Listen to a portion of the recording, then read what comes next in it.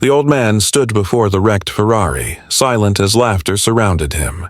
People filmed, mocked, and bet he couldn't even open the hood. But he didn't argue. He just smiled faintly, eyes locked on the car. No one knew that beneath those trembling hands was the genius who once built machines that made the world gasp. It was a bright morning at the city's most luxurious car dealership, where the scent of polished metal and new leather filled the air. Sleek sports cars gleamed beneath perfect lighting, and laughter rolled from the corner where a small crowd had gathered. They weren't there to admire a new model or a celebrity arrival. They were there to watch an old man struggle. His truck, a rusted pickup that looked older than most of the employees, had broken down right in front of the showroom.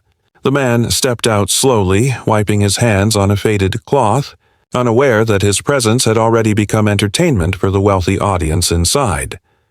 At the center of it all stood Jonathan Blackwell, the billionaire owner of the dealership. Immaculate suit, polished shoes, and an ego that filled every corner of the room. He smirked as he looked at the old man. "You sure you're in the right place, old-timer?" He said loudly enough for everyone to hear. Laughter followed like a wave. The old man didn't respond. He simply nodded politely and pushed his broken truck aside, his movements slow but precise. But Blackwell wasn't done. He gestured toward the wrecked red Ferrari sitting nearby, a car that had been the talk of the city after a failed restoration attempt. "Tell you what," Blackwell sneered, "if you can make that thing run, I'll hand you the keys myself." The crowd gasped and then erupted into laughter. The Ferrari was beyond repair, or at least that's what everyone believed. Its body was crushed, its hood bent, and the engine inside had long been declared dead by the dealership's own team of experts. To them, it was nothing more than an expensive display of failure. But to the old man, it wasn't just a machine, it was a story. He didn't take the challenge as mockery. He took it as a calling. He walked toward the car quietly, his boots tapping lightly against the showroom floor. Everyone watched, phones raised to capture the moment. "This should be good," one of the mechanics whispered. #OldManMechanic, another laughed. The old man heard them, but he didn't react. He placed his wrinkled hand gently on the Ferrari's hood, feeling the cold metal beneath his fingertips, almost like greeting an old friend. The crowd saw an aging fool about to embarrass himself. But in his eyes, something different flickered. A trace of recognition, almost affection. He crouched near the engine, examining the bolts, the lines, the scars on the frame. His eyes scanned every inch like a surgeon studying a patient he'd operated on years ago. The laughter around him slowly turned into murmurs of confusion. "Does he actually know what he's doing?" Someone whispered. The old man didn't speak. He lifted a few parts, touched the wiring, and shook his head slowly, as if disappointed. Not at the car, but at whoever had last touched it. His calm unnerved the onlookers. The more they laughed, the steadier he became. Blackwell leaned against another car, arms crossed, smiling smugly. "Don't waste your time, old man," he said. "That thing's dead. Even my best engineers gave up on it." The old man didn't look up. He simply replied in a low, steady voice. "Sometimes things aren't dead. They're just waiting for the right hands." The words hung in the air, silencing the crowd for a brief moment. No one expected him to speak like that. Measured, certain, almost wise. He continued inspecting, wiping grease from his fingers as he moved. Each gesture carried a strange grace, the kind that comes from years of experience rather than arrogance. The more he worked, the quieter the room became. A few people even lowered their phones, uncertain if this was still a joke. The old man asked for a screwdriver, a specific model that hadn't been used in the dealership for years. One of the mechanics hesitated but handed it to him anyway, curious. The old man accepted it with a nod and returned to his work, his fingers moving with the precision of someone who knew exactly where each part belonged. Then something subtle happened. As he opened a small section of the engine, his expression changed. It wasn't surprise or confusion, it was recognition. He stared for a long moment, then softly muttered something to himself. No one could hear the words, but they carried the weight of memory. It was as if the man wasn't discovering the Ferrari for the first time, but remembering it. He touched the cereal plate and paused, his thumb brushing over it thoughtfully. From a distance, Blackwell noticed the man's stillness and laughed again. "Found your reflection in there?" he taunted.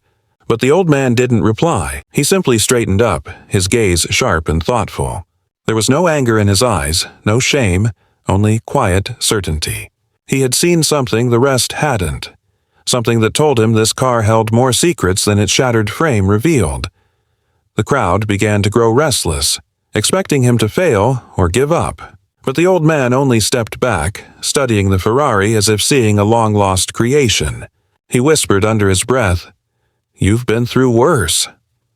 The words were too soft for most to hear, but one nearby mechanic caught them and frowned. There was something eerie in the way he said it, like he wasn't talking to a car at all, but to something he'd once loved. As the old man picked up his tools and began tightening a few bolts, the laughter started to fade entirely. The room grew heavy with a strange anticipation. Even Blackwell, still smirking, looked slightly unsure. He didn't know why, but for the first time he felt the weight of the challenge he had thrown so carelessly.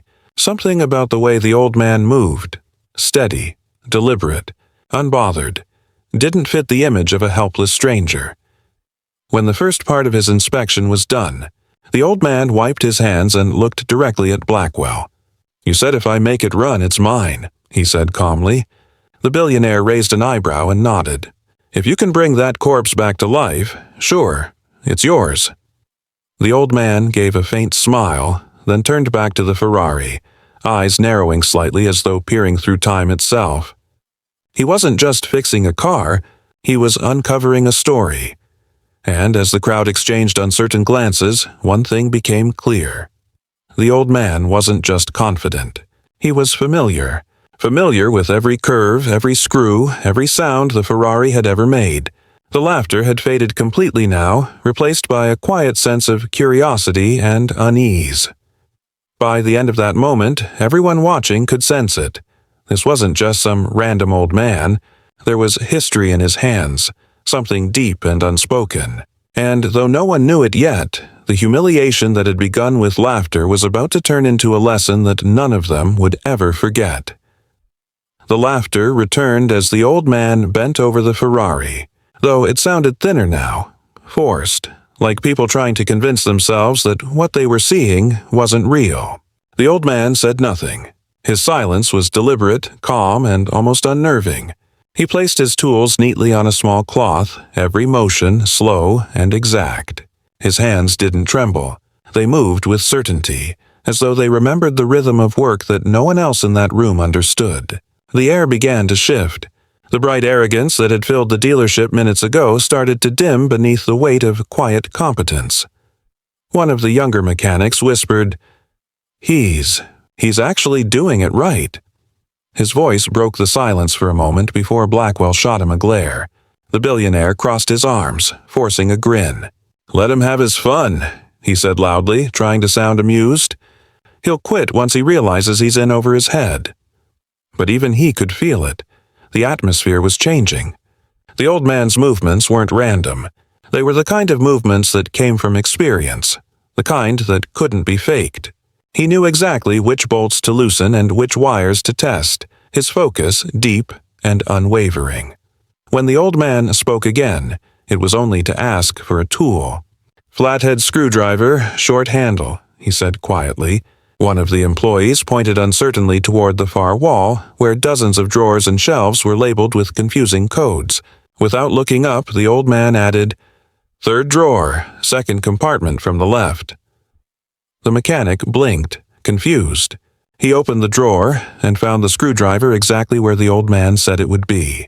He handed it over in stunned silence. The crowd murmured, exchanging looks of disbelief.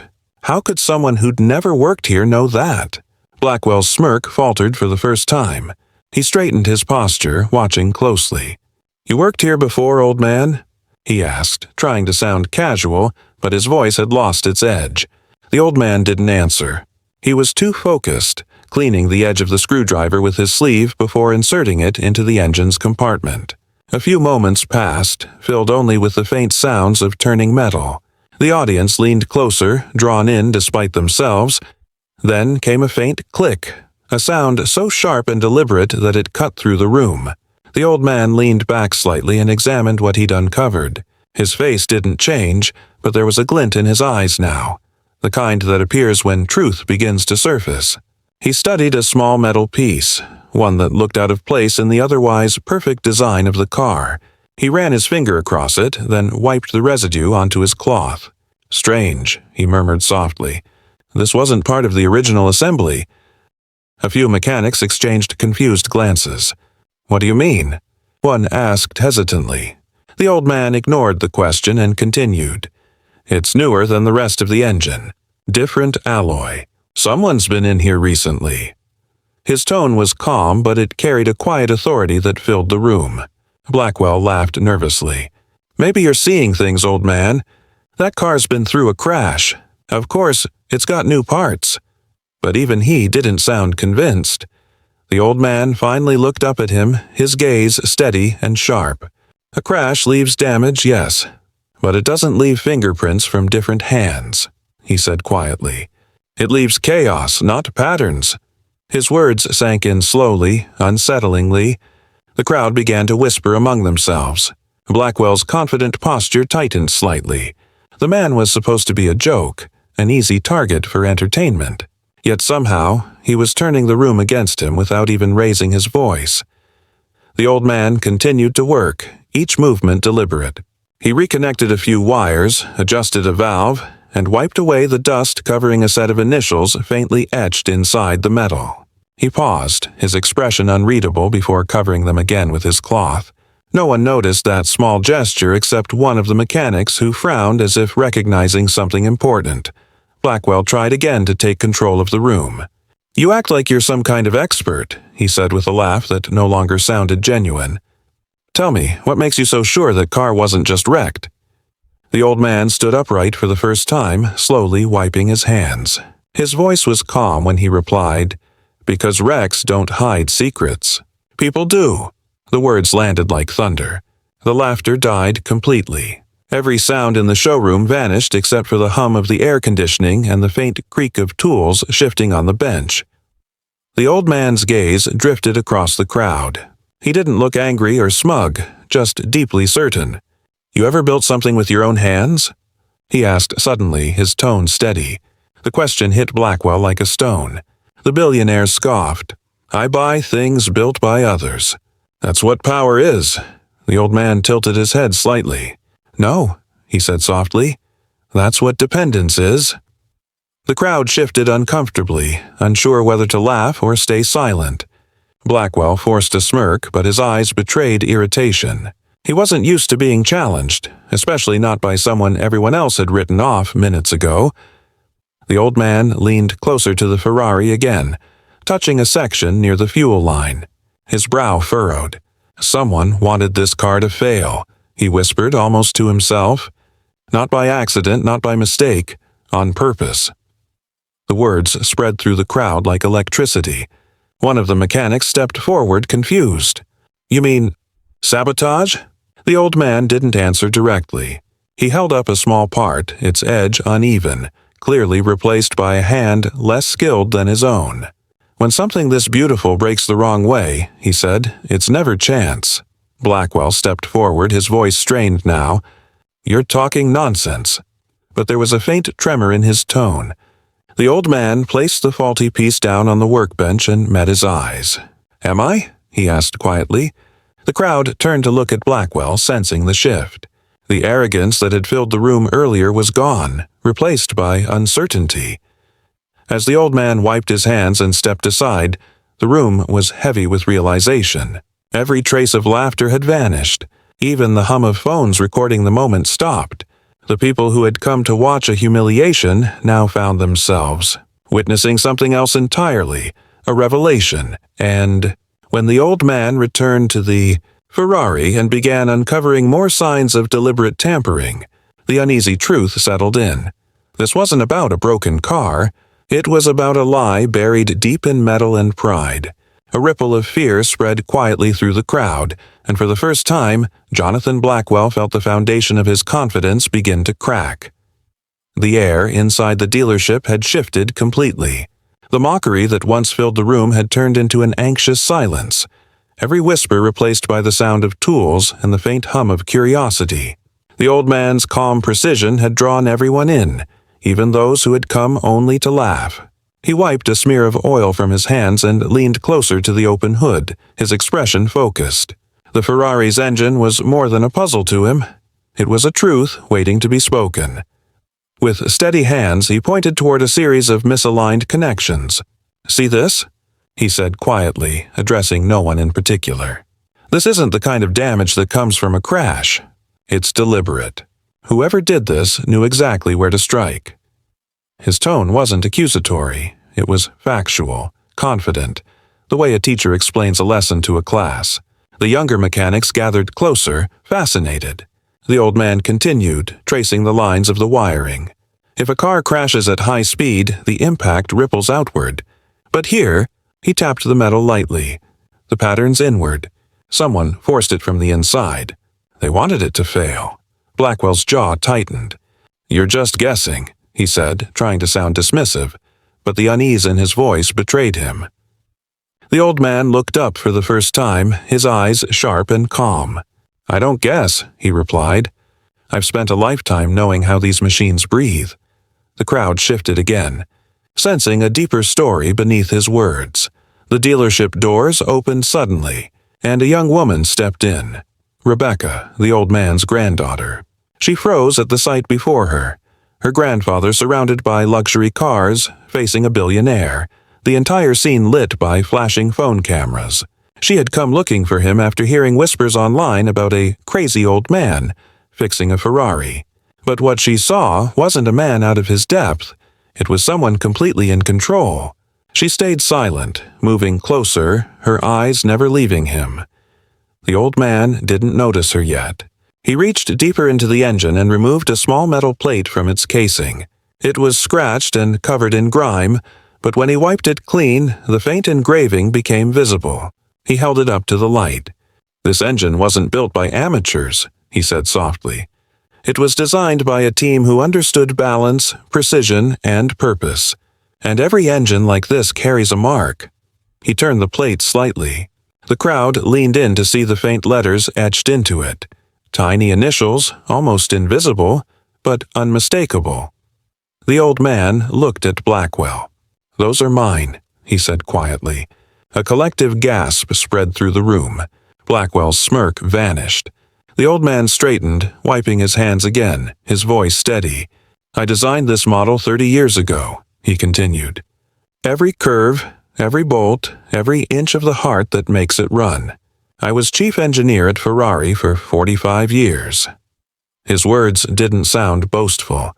They carried the quiet authority of truth, something earned through decades of work. Rebecca's eyes filled with pride and disbelief. She had grown up hearing stories about her grandfather's work but had never seen him speak of it. Now the world was watching. The phones that had been recording for mockery were streaming history.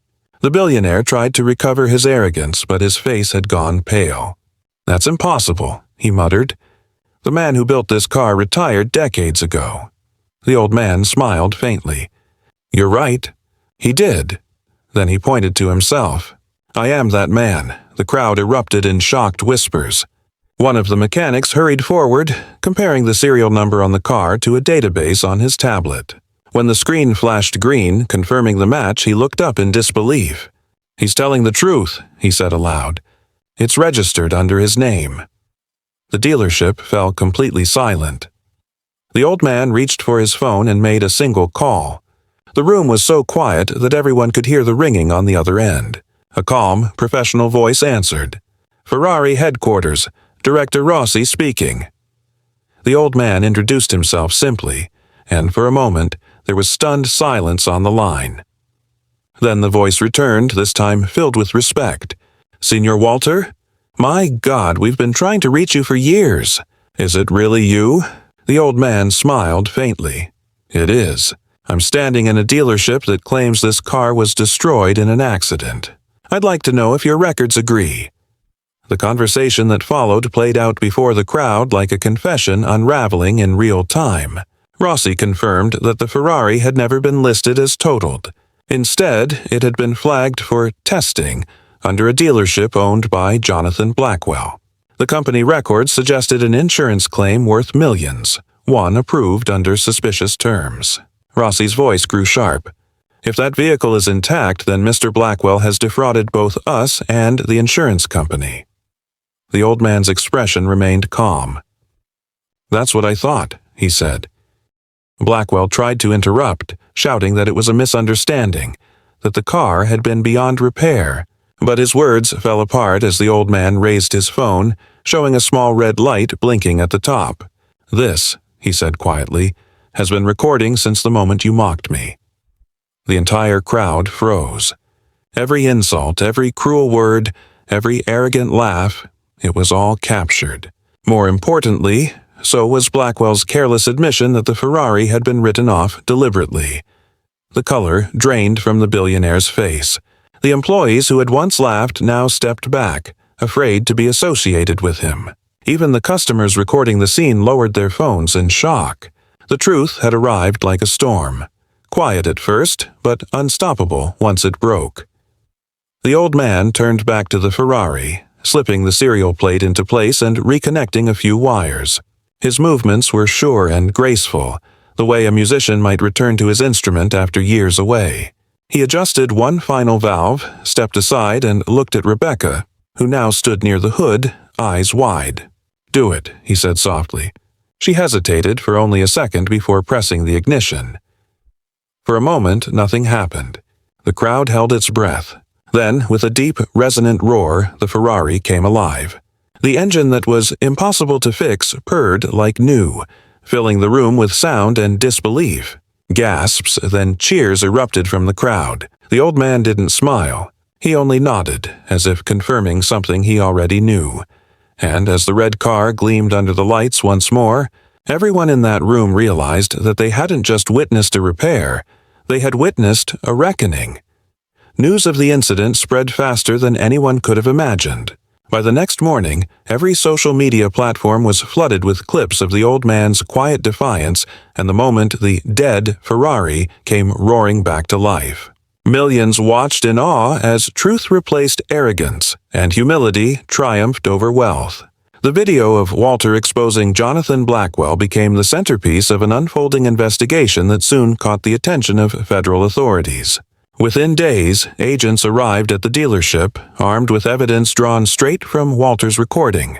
Every word, every boast, every casual confession that Blackwell had spoken was now part of an FBI case file. The billionaire's empire, built on deceit and inflated pride, began to crumble brick by brick. Employees who once followed his orders now testified against him. The flashy dealership that had once been a shrine to luxury cars was sealed off, its glass doors taped with investigation notices. Reporters camped outside, shouting questions about the old mechanic who took down a millionaire. For the first time, Blackwell's name appeared in headlines not for success or charity galas, but for fraud, corruption, and greed. Walter, however, stayed far from the spotlight. When reporters came to his small home, he greeted them politely but refused interviews. "Let the story speak for itself," he said simply. "I've said enough." Rebecca, on the other hand, found herself at the center of a transformation she never expected. After the dealership changed ownership, the new investors, moved by the integrity Walter had displayed, offered her the position of general manager. She hesitated at first, unsure if she deserved it, but when she looked at her grandfather's calm, approving smile, she knew she could honor his legacy. Under her leadership, the dealership was reborn. Not as a monument to vanity, but as a place dedicated to craftsmanship and respect. They even renamed it Walter Motors, placing a small bronze plaque at the entrance that read, "Built on truth, not ego." Meanwhile, Walter returned to the place he felt most at home, his old garage at the edge of town.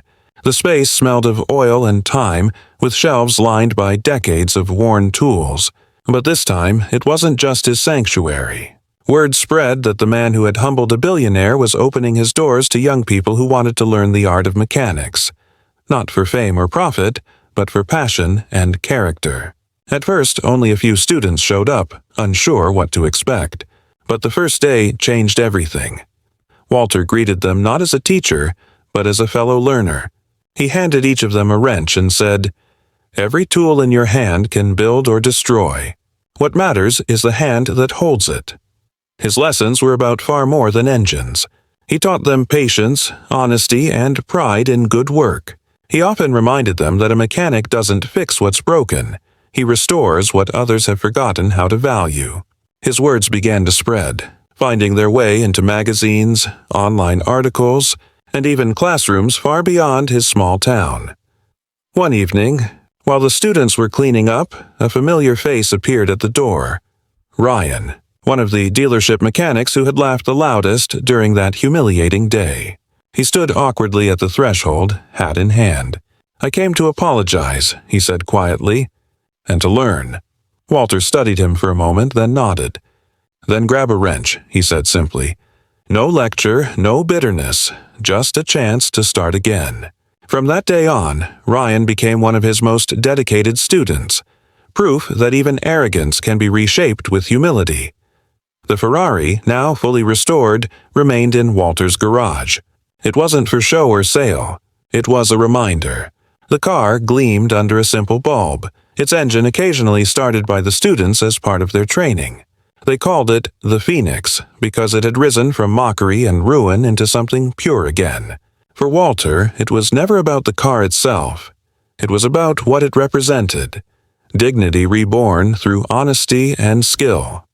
Months later, as Blackwell served his sentence in a federal facility, he sent a letter written in a trembling hand. In it, he confessed that he had spent his life building an empire on arrogance and deceit, but it took one man's silence to make him see the emptiness of it all. He ended with a simple line, "You built cars. I built illusions. Yours still run." Walter read the letter in his workshop, his expression unreadable. Then he picked up a pen and replied, "True strength isn't in revenge. It's in building something that lasts." He mailed the letter and returned to his students without another word. Years passed quietly. The world moved on to new stories, but in that little workshop, the spirit of craftsmanship lived on. Walter, now 73, still arrived before dawn, starting his day with the soft clatter of tools and the hum of engines. His students, now apprentices and teachers themselves, filled the space with laughter and purpose. On the wall hung a framed photo of the red Ferrari, its shine eternal. One afternoon, as the sun dipped behind the hills, Walter stood at the doorway of his garage watching the next generation at work. The rhythmic sound of turning engines and quiet chatter filled the air, blending into something like music. He smiled, softly, contentedly, as if the world had finally found its balance again. The laughter that once mocked him had long since faded, replaced by the steady heartbeat of engines and the harmony of honest work. And in that sound, Walter heard redemption. Not for him alone, but for everyone who had once forgotten that greatness begins in humble hands.